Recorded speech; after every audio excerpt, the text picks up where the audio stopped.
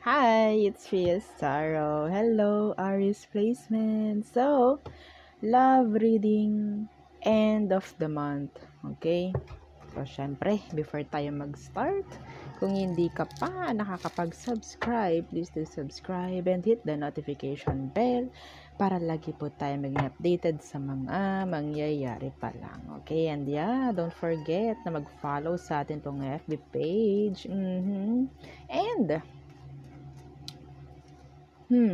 pagdating sa private or personal reading, kung meron pong mga tanong, message lang po sa atin pong FB page for more info, okay?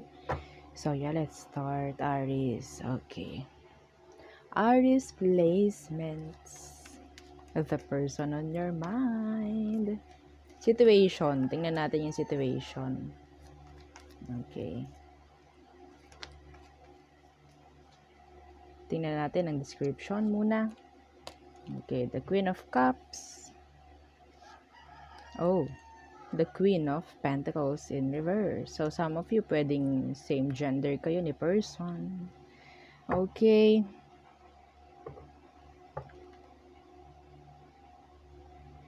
Itong taong to manggagamit.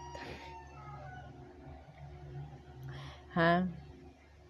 Manggagamit. Yes. Ginamit niya yung emosyon mo, ginamit niya yung pera mo. Yeah. Lalo na kung sobrang bait mo. Aries. Dito sa taong itay. Okay? So, tingnan natin ang situation. Tingnan natin. Situation ng mga Aries at ng kanilang person in their mind. Okay, ano bang meron? The Justice in reverse. Nako. So, there is injustice here. Okay. The Five of Pentacles in reverse. Oh, may salo ng problem dito. Pwedeng ikaw. Okay, there is like on and off. Okay, pagdating sa situation. Yeah, the Hermit. Yung iba sa inyo, pwedeng ikaw, nakikipagayos ka pa sa taong to, pero hindi mo makitaan ng nakikipagayos rin ba sa akin ito. Okay? Feeling mo wala siyang pake. Seryoso ba? Or sabihin natin, nagkakaintindihan ba kami nitong taong to? Like that. Okay, so tingnan natin ang kanyang emosyon. Okay? Hanggang sa end ng August. Okay, emosyon niya. The King of Pentacles.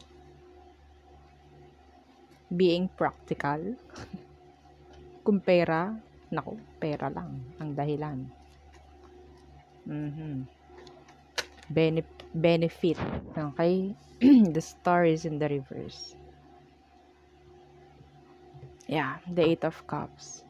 I think, parang excuse me. Nagiging practical lang tong taong to. No? Pero mararamdaman mo yung pagdistansya talaga. Physically, emotionally. Yeah. Yung iba dito, mahirap na lalo kung LDR kayo. Kasi hindi mo makutap-tapan, hindi mo makita. Like, unlike sa pwede mong mapuntahan. No? Ito hindi. Yung iba rito, pwedeng LDR kayo.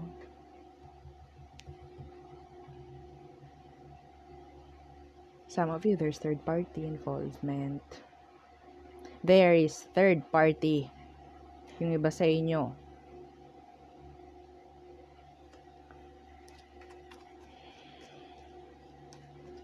Hanggang ngayon meron.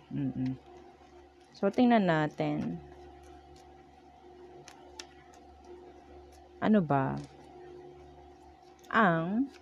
Iba sa inyo, talagang pinipili, na magpakumbaba or mag-submit or umuo na lang ng umuo sa taong to. Yeah, nakikita ko yung iba sa inyo ganan. Okay, so tingnan natin, anong emosyon mo? The Hermit. Ang dami mo pa rin hindi, nakukuhang kasagutan, no? Sa taong to. The Hermit. Strength. In reverse. Feeling mo, drain ka na sa taong to. Yung iba sa inyo, nag-iisip na rin na kailan kaya matatapos to. Layuan ko na kaya? I-end ko na kaya? Yeah. No? Ano ba ang next action niya towards you? Some of you, hindi mo naramdamang na-appreciate ka ng taong to. The Page of Cups, okay. So, merong intention na mag-sorry itong taong to sa'yo. Okay? Mag-sorry. Plano, intention, action, parang wala pa. Tingnan natin. Okay. The Six of Pentacles. I guess, if ever, may hihingi ng sorry. Yeah, hihingi sa'yo ng sorry tong taong to. Pero, to reconnect, I guess, or magkaroon ulit ng, ma-build ulit yung trust, yung connection ninyong dalawa. Okay. So, yung iba sa inyo, pwedeng iniiwasan mo na rin. Gusto mo na rin iwasan dahil, siyempre, napapagod na rin. No? Tingnan natin, ano ba ang outcome nyo. Yes, outcome nyo ngayong end of August. Outcome ng mga Aries and their person. The Seven of Wands in reverse. So, okay, ano pa? The High Priestess in reverse. Okay. So, nakita ko rito na pwedeng magkakaroon ng conversation. Okay? Pag-uusap nga, ganyan. Like, some of your questions is pwedeng masagot nitong taong to. Okay? Pero, iba sa inyo, parang hindi ina-advise na sabihin nating totally na umasa. Okay? Totally na umasa. Or kumonek kung may separation. Para kasing lahat naman nakita mo na eh. Oo. Lahat naman kasi nalaman mo na. No? Yung iba rito, pwedeng like, closure for some of you nga, no? May hihingi lang ng tawad, may hihingi lang ng sorry, and then, okay, that's it. Closure. Yeah. Some of you, ganun. The Nine of Pentacles is here. This is being single. Okay, being single. Sa totoo lang yung iba sa inyo, nakakaramdam ako ng meron ng parang ine-entertain na rin na bago. Kaya Kaya nagkakaroon na rin ng like pananabang dito sa taong to. Ayoko na. Meron naman akong na-entertain na bago. Tama na? Like that.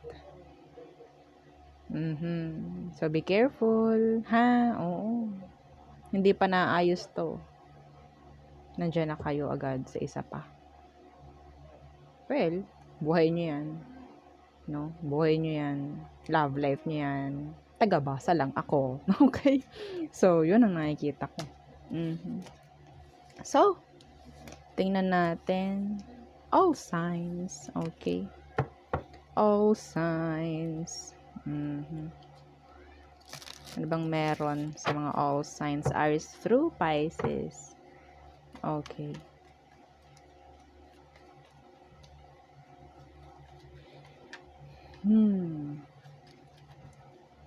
Okay.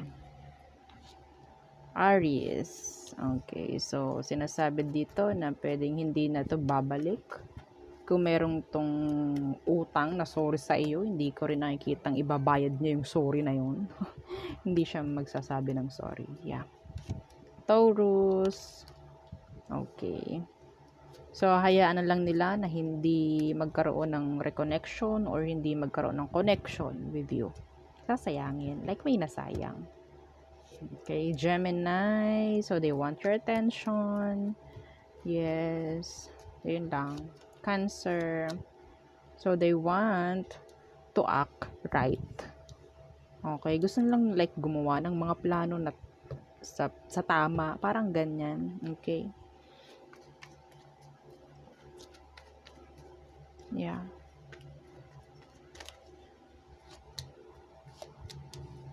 Leo. Their back is turned. Okay. Wala akong nakikitang action from them. Virgo. Nasasawa na to na palaging I don't know kasi itong taong to, itong si Virgo, pwedeng gusto niya makipag-usap pero nandun na rin yung like some of you may trust issue itong taong to or pwedeng kayo may trust issue sa kanya like that. So, yeah. Wala, communication lang nandito pero hanggang doon lang. Okay, some of you hindi siya available sa iyo na kumonek. Hanggang connection, hanggang communication lang.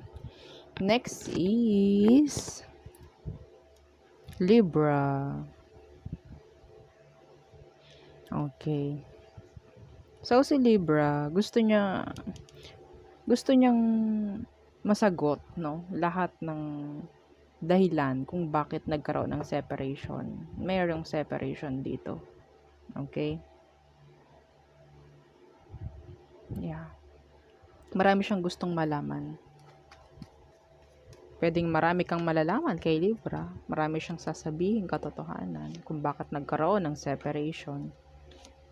Scorpio. So, they're holding back. Okay?